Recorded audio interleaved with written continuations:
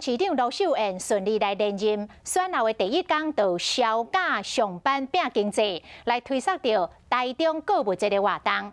因为登录的消费额突破到135亿，应用的定时 App 所累积的下载的次数嘛破170万，所以加码来抽奖，抽3支的 iPhone 14的手机啊，而且由市长亲身打电话来通知。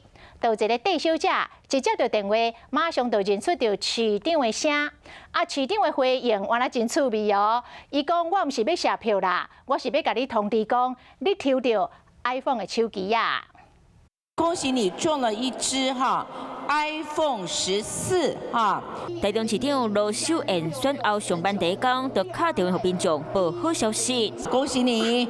真的吗？谢谢你。台中市这摆购物节的活动，为了庆祝消费额超过135亿 ，App 下载嘛超过170万，所以加码抽3支 iPhone 14。由罗秀燕亲身打电话通知得奖，接到电话小姐有够欢喜的。我以为你会说我是要来跟你谢票或拜票的啊，结果你非常中了啊！恭喜你！罗秀燕和民众交流，和大家拢笑甲叫叫叫。安尼选后上班的第一天，有人关心伊敢会去中央。罗秀燕讲，伊即摆要专心拼台中市经济。超过10万个现金奖要送出。那举行1个月以来呢，已经送出了1.8亿的现金，大概5万多个奖，还有4万多个奖现金奖等待大家来抽。台中市举办台中购物节到第4届，但年拢替台中市店家创造商机。若是伫咧台中市消费累积金额，拢会当换抽奖礼券，逐工抽3000，逐礼拜抽10万，逐月节抽到100多万。